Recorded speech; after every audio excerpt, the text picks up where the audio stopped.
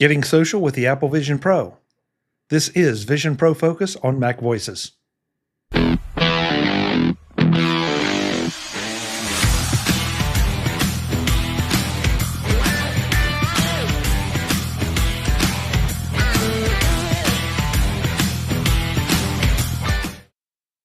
Welcome to something a little bit new from Vision Profiles and MacVoices. I'm Chuck Joyner. This is something we are calling Vision Pro Focus. This is going to be a show inside of a show because I'm going to be releasing this on the MacVoices feed. My co-hosts here are going to be releasing it on their feed, so you can pick it up one of two ways. You're going to get the same show, but it's something that we've wanted to do. I wanted to do it on MacVoices a little bit because I don't have a Vision Pro Focus, and they've sort of taken a different format for their show. So this is going to be a little bit different than either one. We're going to have some fun. And I keep saying they. I want to welcome Marty Jencius. Marty, it's great to see you.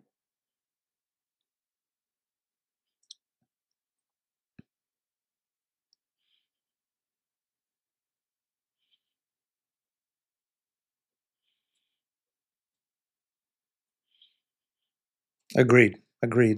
And his co-host for Vision Profiles, Eric Bolden. Eric, good to have you as well. So I'm sort of acting as host of this just to get the first one off the ground. And I approached these gentlemen, because I've been listening to their show, and from the very first couple shows, I had questions. I was really interested in some of the different things that they were experiencing as new Vision Pro owners that I'm not, because I haven't invested in one. And so that's what we're going to be doing here. Sort of, Marty said it well, sort of reflective and maybe a little bit more of a deep dive into certain things. So with that big, long introduction, one of your first shows, guys, that I found really interesting was one where you talked about interacting with other Apple Vision Pro users around the country in a virtual environment. Because we've heard so much criticism of the Vision Pro as being, well, this is such a solitary experience and you really can't interact with anyone. And I get it, that may be a challenge physically, but the way you both described it, it almost sounded like you've joined a new club or created a new circle of friends.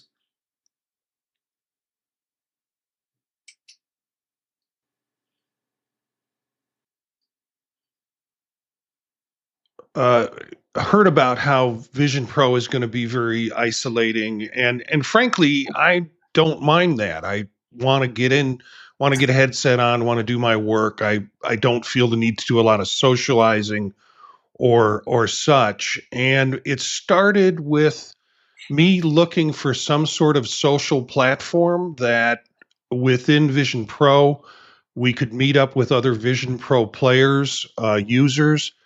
And there was an app that we introduced in our first or second show called inSpaze. That's InSpaze. And when you join that app, you create your own little apartment room or meeting room, and you can invite people in. You can keep it private. You can keep it public so people can join. And it was just a real experience of all sorts of people coming in from around the world, places that supposedly didn't have Vision Pro headsets yet. And that was pretty remarkable. And that's when I said, Eric, you got to try this out. And it's kind of neat because you can be an introvert or an extrovert. There are people that hang out in their offices a lot and then let you kind of wander in and out. So it's sort of like going to one of those co-working places where someone's sitting at a desk doing stuff and they're not really fully paying attention, but you can drop by and say hi, and they'll look up a bit from work, say hi, interact, and then you can go on to something else. Or you can actually plan something like a movie or watching an event, a current event or a show, and you can hop in and enjoying it. The rooms are arranged kind of with a center table and a bunch of seats, so you can sit down or you can just observe from outside of the active group.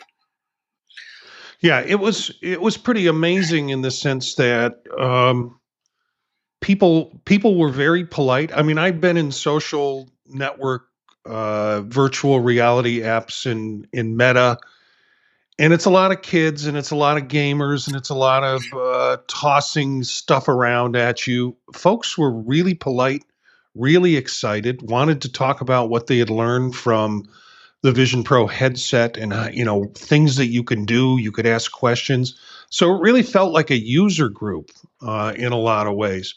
Then they started adding the ability for you to create your own, I don't like this term, party, but it essentially is a themed, regular scheduled meeting time where people can come in. They have one on philosophy. They have a book club that is reading books, and people come in and discuss that. So it becomes more of a community network, which is really exciting. And then they have, hey, let's watch a movie together groups where whoever shows up can then do what Eric described in terms of doing a FaceTime with your persona and sitting in a theater with other people who are on that FaceTime with you and watch a movie. So it quickly became, I saw the possibilities of the social networking with the headset, which I never dreamed of. I thought this is going to be a productivity device, maybe an entertainment device, and it's really turned into a pretty interesting platform. And the rooms are kind of interesting too, because when you walk into a room, you can get sort of the personality of the person. When they first sign up, it's a relatively bare bones room, but you can change the flooring, you can add pictures to the wall, and change colors, change your drapes, change the outside look, and you could have different music selections. So when you visit somebody's space, you get a feel kind of for what they might be like, and then you can wait until they're around and available to chat with and stop by later if there's something interesting there, or just kind of wander around. So many questions here. First of all, Eric, I don't change the color of my drapes in my real home, let alone in this. But so let's start with the basic. You talk about, Eric, I think you said that you stop by somebody's office. So I'm assuming that's something that is within your control. That that when I sign up for inSpace, I get my office or my room or whatever the proper metaphor is. Mm-hmm. And then, I mean, can anybody just wander in, or can I put a lock on the door? Can I close the door? It can be public. Yeah, it can be public or it can be private. Okay. So, and since I change my pictures regularly, I kind of treat my office space more as a stop by because I've got stuff up on the wall. Feel free to look. Other people only want to talk to people they know, and they have a list of people that can visit. Okay. So yeah, you create a set of friends. That's the other thing is so people will ask to be your friend, and you can keep that as limited or as expansive as you want. And you could set up the time that you're in there to only allow friends in, to keep it private, or to leave it open for the public. So you have that kind of permeability if you want it. But Marty, okay, so that's great. So I'm trying to figure out how to say this. So if I don't have to be logged into inSpace, I guess is that a proper term now for the Vision Pro? I don't have to be there. Somebody can just walk in and, to Eric's point, look at the art on my walls or the color of my drapes while I'm not there.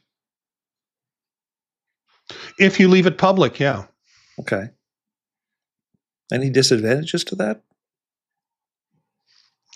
There's really not much there for people to steal. I mean, if you're thinking from an identity standpoint, I'm thinking from an identity standpoint, also from the standpoint of somebody just deciding they're going to do something, in my room or my office that I would rather not have done in my room or office.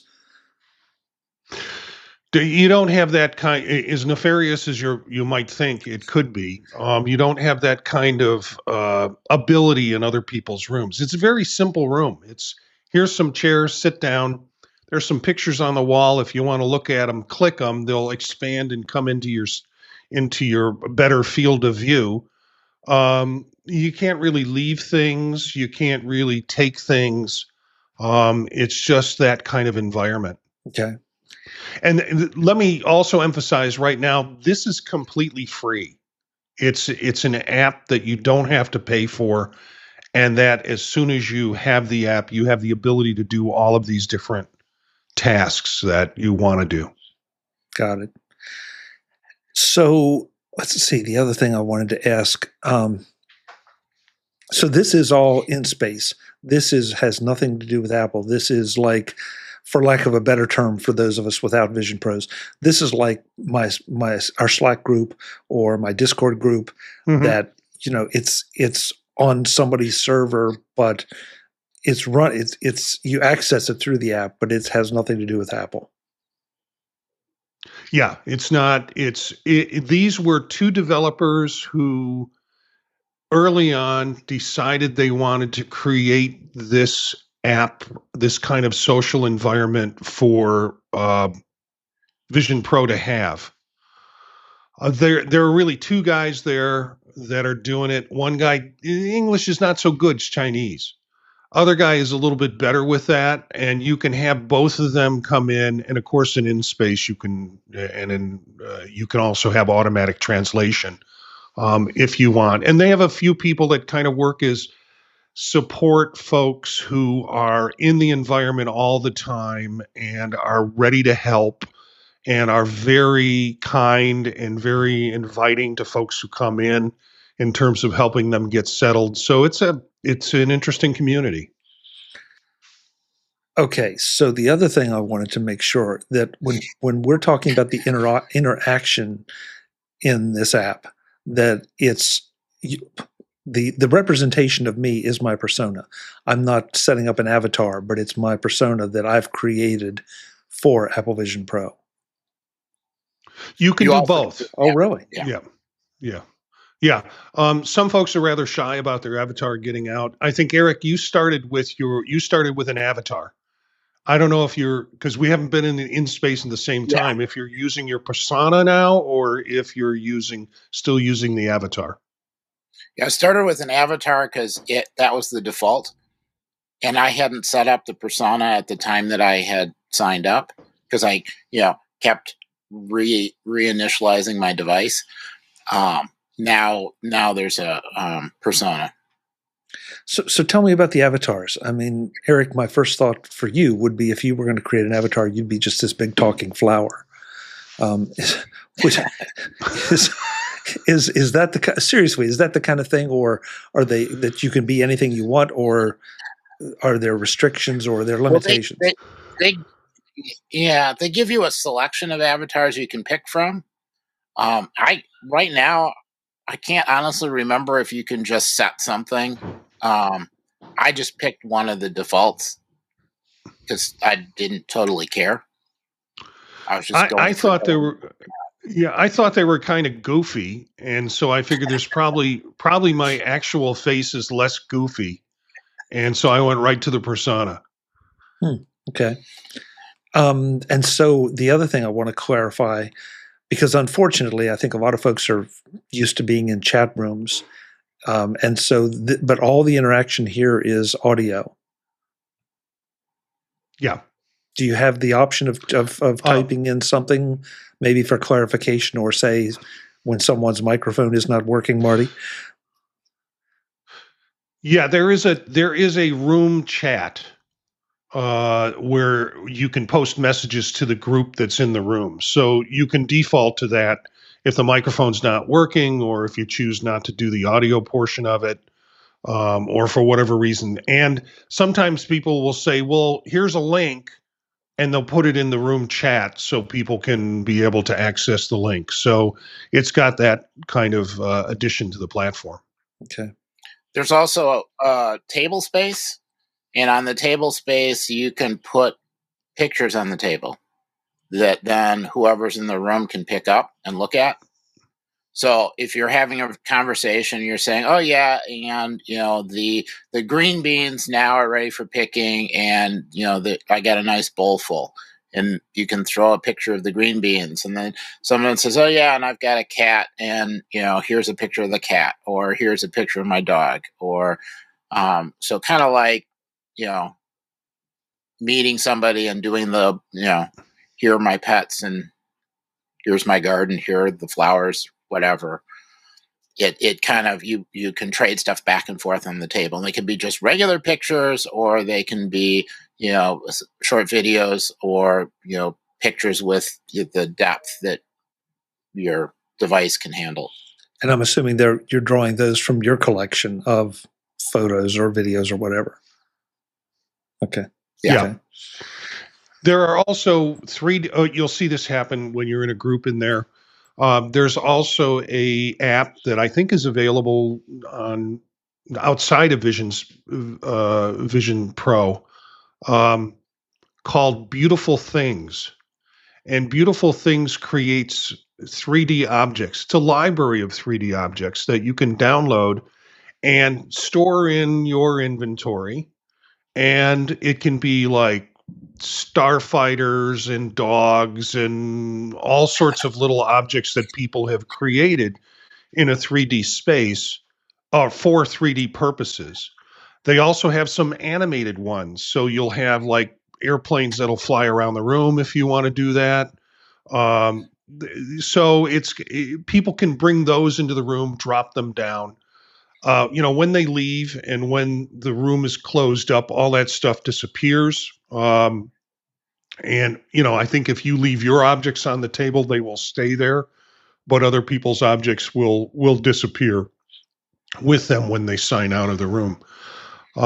It's really a very creative and very, I shy away from chat rooms because I'm basically kind of shy person, believe it or not. And but the people who come in, yeah, thanks for the look. People who come into the environment are so kind and so good. And the chat rooms I've been in, as I said before, are teenage boys who are, fluffing back their shoulders, and calling you names and dissing you whatever way they can. This environment everybody seems to be very helpful.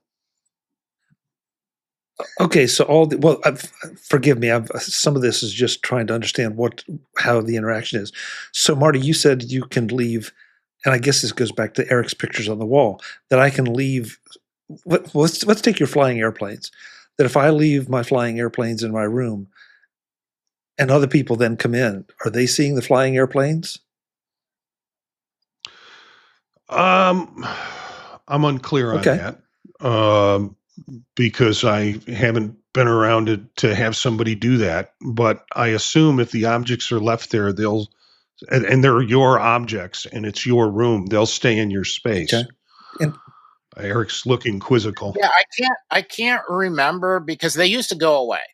And I thought there was a change that lets you have stuff stay, but I keep forgetting to put stuff on the table because for a while it didn't work. So I stopped doing it. But really, it's kind of like going to a user group meeting or a trade show booth in some ways. I had somebody stop by and chat with me who does 3D printing. And, for the 3D printing, you've got a model that you submit to the printer so that it knows how to print and build it. And because of that, he had a library of a bunch of 3D objects. Throw those down on the table, you pick them up, look at it, you can rotate them around. That was just kind of cool. Okay. The table also has, they have a bench in the room. Everybody's room has a bench, and there are different games set up on the bench. I think they're up to 3 games. They might have 4 spaces at this time. And I asked them, is something going to happen in the 4th space? The first game is chess that you can play with yourself or with someone else that comes into the room, or with the computer. Basically, you can play against a computer. The second game is sort of like the old Battleship game, You Sunk My Battleship, but it's with airplanes. So they got around the Milton Bradley, but it's basically find somebody's airplanes. And you can, again, play with someone else or play with a computer. And sometimes you go in there and just kind of waste time doing that. It's pretty cool because it's an animated game, so the planes will fly, the planes will explode, and things like that. But they've added a third game, and when talking to the developers, they wanted to have something that would allow more than two people to play a game. So they're looking for a game that all 8 seats, people could sit down and start playing the game. People could come in and join the game. And again, extending the social environment. So it's not just a 2-person interaction. So it's pretty cool how they're planning this as a community. My experience with anything like this was a few years ago. And I'm embarrassed to say I can't remember the company's name. And I did not have a headset. I only was interacting on a screen. Some people had headsets for it. But you would go into a designated space, you'd create an avatar, and of course, inevitably, you could buy clothes for the avatar or costumes or whatever. The audio was real time, but the avatars and the entire environment was a whole lot more cartoonish, if you will.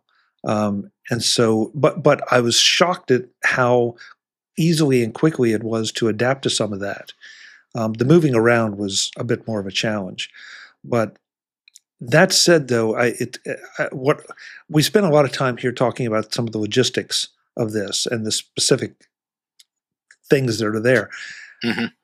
That episode of Vision Profiles that you all did now is at least a couple months old, I guess. How often now do you go back to that, or how often do you participate?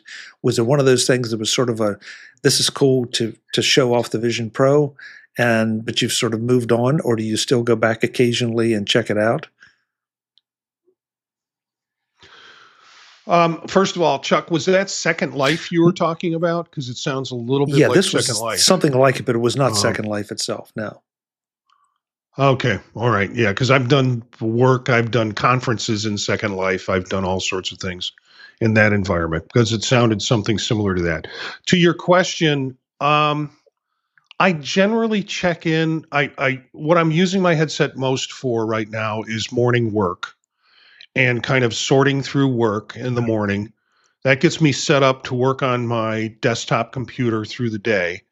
And then in the evening, I pick out something that I want to watch and go through a series of things. So I kind of limit my media watching on there because I could stay in there for hours. But I will always kind of check in and see what's going on in inSpace. There's also an app you can put on your phone. And what you'll see is people who you have friended will throw parties. Like there's one person who basically is, I'm working at home today. I'm going to be in here. It's let's work at home and on our Vision Pros together. And I can only imagine it's people coming in who are doing their own work and they're sitting around like you're in an office having conversations as you're working on your work. So I go in to check to see what's coming up and what might be of interest for me to come in if I can find the time in my schedule to come in and sit in the room. And there are some regulars in there who are just great. Lisa, it kind of has an affiliation with the developers, and she's sort of the person that helps she's the welcome wagon for inSpace. So I'll go in and see if Lisa's doing something and say hello. She was on our podcast with a couple of the other folks who were regulars in inSpace. So I'm checking it out. I'm checking it either on my phone to see if something's coming up, or I'm checking it when I go in space to see if there's something I just want to check in, drop in on. So yeah, I'm probably using my headset 5 or 6 days a week. Okay, Marty, how about, or excuse me, Eric, how about you? Do you go back in regularly? Yeah,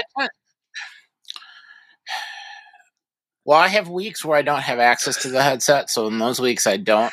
But I still get notifications on the phone, so I know I just missed a great party. But um, but I try to go through 2-3 times a week, just because I try to keep the pictures that I have up seasonal. There'll be different things blooming or whatever. I don't want it to go stale, so I throw up different pictures. Um, Occasionally something happens where people want to discuss it, and then you can go in. Um, when I'm feeling like I want to not win at the battleship like game, I'll hop in there because there's one guy who's really good and really likes playing, and you don't last very long, but it's fun to watch. And then the other thing is, occasionally, and there are certain times of day when there are more people, and you can get sort of an overview of who's around, and sort of hop in at times when people are socializing, or hop in at times when people are mostly working, and then they might be there but they're not really interacting and bothering you. You're just kind of there, so you're not by yourself in a basement someplace. And when they're socializing, you can stop in. People will drop in, say hi, go on about their business, and that's kind of neat because they'll kind of discuss other things. And you've got this table and then a bunch of seats. And one of the times somebody stopped by, as you're having conversations, you get a virtual web browser, for instance, so you can be talking about something, look it up on the web as a group, so that you can interact, and being able to move from seat to seat. You look at the seat where you want to sit, you click your fingers, and poof, you're in that seat, and then you can see the other side of the room. So some of the kind of how do you navigate around that took me a little bit of time, but there's always somebody there that can answer that question. And I guess the big thing is, when you first get a headset, most people don't buy two, so you need to be able to have a place to go where somebody else also has a headset and can answer some questions about it, and you can interact and try some things, looking at pictures, looking at 3D models, kind of. You can chat about, well, what other apps. So it really is kind of a nice um, social spot for new users too, even though there are also people that regularly show up. Yeah, I'd like to say it's a $3,500 admission ticket.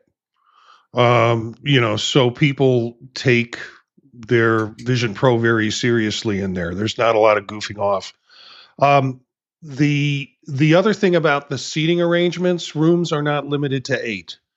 So when there are large discussions, more people can come in.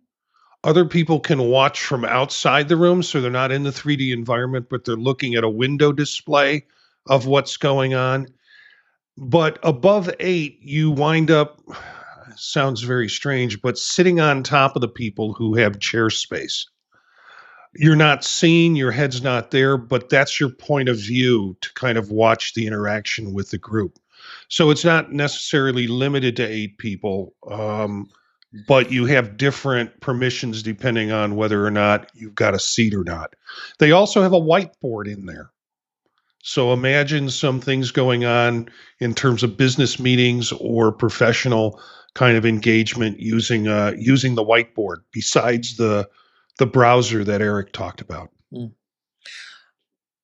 So, as you're both talking, I'm visualizing my past experience and trying to relate. When I go to inSpace, I guess that's the way, or launch inSpace or whatever, does that entirely take over my complete environment, or is it just, let's say the room I'm in right now, there's a doorway and I'm looking into another room. So am I in, Marty, and I think you brought this one up, created this question for me, that if we're all getting together and doing our own work while in space, how much of their environment do I see? How much of my environment do I see? Is inSpace taking over the entire? And I have done the demo. So is it taking over my entire field of view, or is it basically a window, like I'm looking through a window into that environment? With the app, you have two options. Once you open the app up, you'll see the window into your room, and it'll be like a window like any other window you'd see on a screen. I can grab that, I can move it around my space, the environment that Vision Pro gives me, or I can go into the room, in which case I am completely surrounded by the room. I am in a 360 environment with the room. So there are folks who will, and when you go to click on the room, it'll ask you, do you want to just keep it in window, or do you want to go, if there's availability, to come into the 360 environment of the space?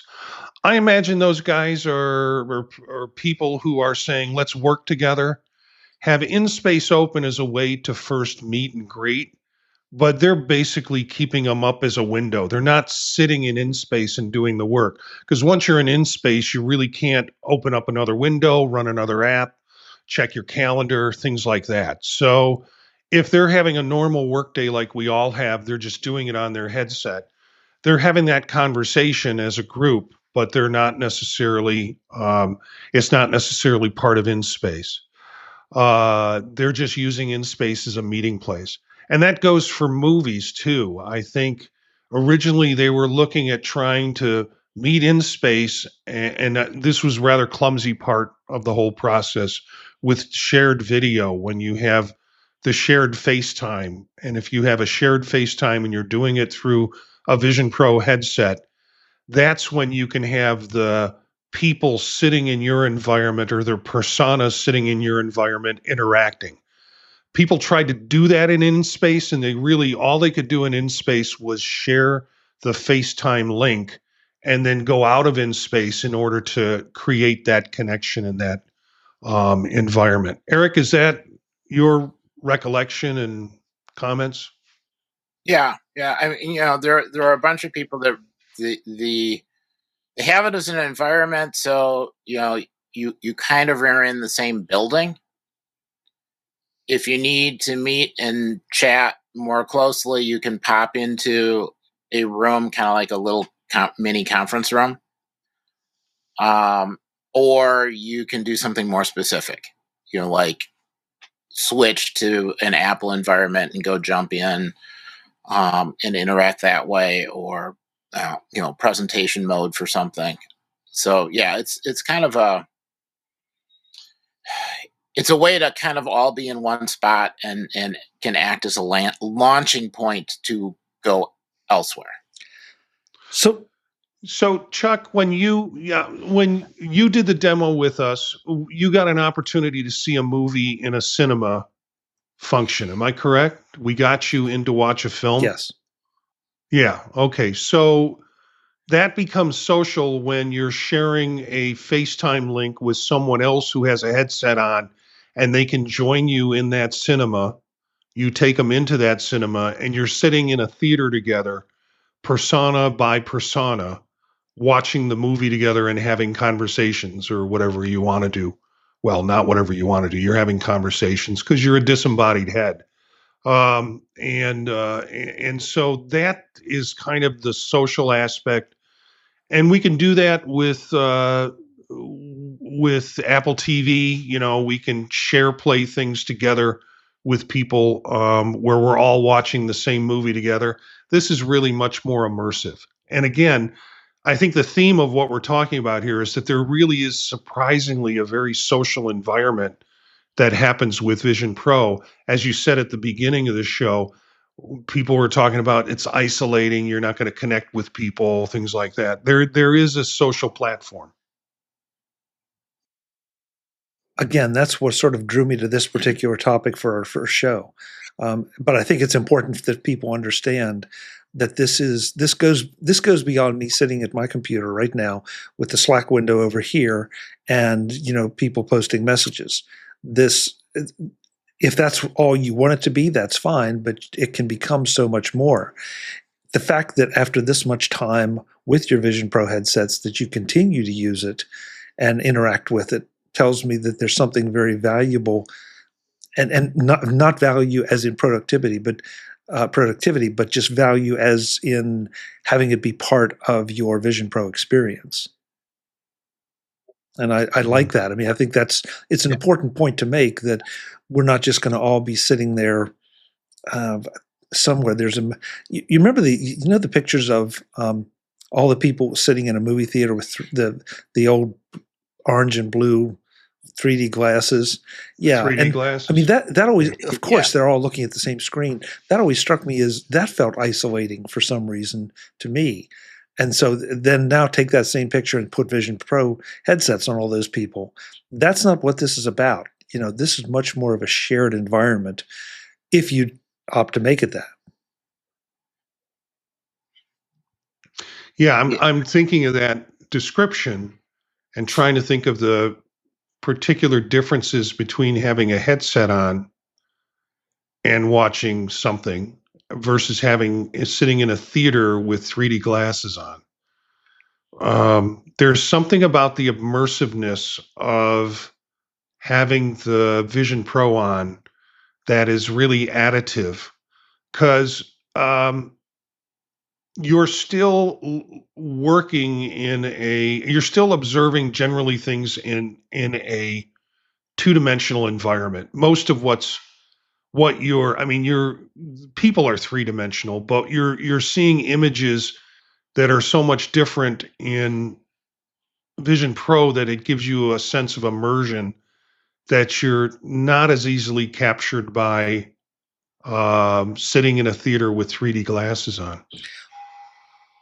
I'm really trying to tease out that difference. Well, and I think it's important, Marty, because if you go to a movie and have 3D glass, not the old ones, but the current ones where the 3D experience is much better, that to me is more immersive than just watching the 2D version of the movie. Because I can think of a couple 3D movies that I've been to where you'd swear that something is like out of the screen, almost right beside you, right in your lap. And when the 3D is done well, it is really done well. The Vision Pro is even better at that. Well, the last 3D movie. Go ahead, Eric. I'm sorry. Well, the Vision Pro, when you're watching a 3D movie, always puts you in the optimal spot to watch the movie. You can change where you're sitting, up close, the middle, way in the back, but everything is lined up perfectly for optimal 3D. When you go into the theater and you put the glasses on, it's sort of averaged. So it's all pretty good, but it's not perfect. And it's not correcting for everything. So if you wear glasses and then you put the other glasses over the top of your glasses, it's even a worse experience. But the Vision Pro does a really nice job of saying you are sitting in this spot, and in this particular spot, this is how everything has to line up so that the effects all work. Plus, the sound is all lined up for where you are in that spot. And I haven't seen anything that really replicates that well. And if you're sitting in there with 4 other people, because I think the FaceTime has a limitation of 5 total, if you're sitting in there with 4 other personas, each of them have the optimal viewing point. So you can turn to the right and you can see there's 4 other people heads next to me. And we're having a conversation and we're talking a little bit about work, and some things come in. And sometimes it's just silent because we're watching the movie. But each of them are getting the perfect view. It's not that I was the lucky one that got the seat in the middle, or I was the one that got the seat at the end and I have to kind of turn my head to catch the 3D experience. Everybody's seeing the same perfect view. And that's a really interesting point that I didn't really think about, because you're right. I've been that guy that had to get there on the end seat, and maybe not even realizing that my 3D experience was not as good as it could be. So that's because I know I've heard you guys, I've heard others talk about the 3D movie experience in this, and what you just described makes perfect sense. Guys, this is enlightening, and this is what we hope this show, for lack of a better term, will be. Whether you're listening to it, whether you're getting to watch us, that's going to be up to you. But I really want to try to expand at least my audience's views on the Vision Pro, and hopefully it'll give your audiences a little more depth for some of these things. And I would say, from my standpoint, you're more than welcome to email me, chuck@macvoices.com, and suggest topics, because I'd love to hear what you want to hear about, what you're curious about, from two guys that are spending a lot of time with the Vision Pro and are enthusiastic about it. Yeah. Great. Are you all open to receiving emails as well? Certainly. And emails, or I'll just say you can reach us through the podtalk.net, which is a website that has different podcasts that we have, including the Vision Profiles podcast, and there'll be contact ways to get a hold of us through that website. I'm also Jencius at mastodon.social. Eric, you're EA Bolden? EA Bolden at techhub.social. Okay. And thank you. I forgot. I'm on the social medias. I'm at Chuck Joyner. So yeah, reach out to me. However. Yeah, and it'll be nice to kind of do a mashup of maybe some of our listeners and some of your listeners in terms of ideas around this, since we'll be kind of simul podcasting this. Well, it's not very. That's an interesting term. It's not very often that you get to start from the ground up with something like this, because the whole spatial computing concept is so new, and that's why I feel it's necessary to dig into some of these things, especially because you all have experienced it. The rest of us haven't, and so well, what are the implications of me leaving my room open, or can somebody do something bad in my room? If they scrawl hate speech on the wall or something, and then I got to come and clean it up, or somebody else comes in, sees it, and says, well, those are his beliefs or her beliefs. And no. So yeah, really interesting. This is our show, our Vision Profiles podcast, is really sort of a weekly check-in with what's new in the news, and here's some cool apps. This show adds a different layer to it, which is more of a let's sit back and let's talk about how this device is used, what the social environment is, what the entertainment environment is like in it. There's options for this show that we can do, as we do it, that is not really the intent of our show directly with it. So it's a nice pairing for us to sit back and have a reflective moment on in this case, the social aspect of the device.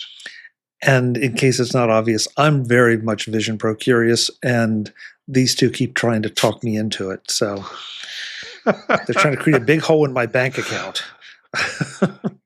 Okay, so you called me on simul podcasting, and now you've got Pro Curious, Vision Pro Curious. Yeah.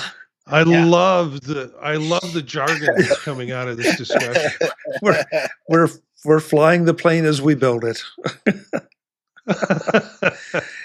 Eric Bolden, Marty Jencius, thank you so much for doing this first version of Vision Pro Focus. I'm really looking forward to where we all take it. Okay, great. Thanks for having us. Thank you. I'm Chuck Joyner. Folks, we'll be back. Next time, maybe I can talk one of them into doing the hosting. But at the end of the day, we're trying to figure this whole thing out, but it's because we want to talk about it. So we will see you next time. Thanks for watching or listening. Visit MacVoices.com for show notes and to connect with Chuck on social media. Get involved in our Facebook group or like our Facebook page, and get more out of your Apple tech with MacVoices Magazine, free on Flipboard and on the web. And if you find value in it all, consider supporting us through either our Patreon campaign at patreon.com/MacVoices, or by making a one-time donation via the PayPal link on our front page and in the show notes of each episode. you will join these fine people who help bring you MacVoices.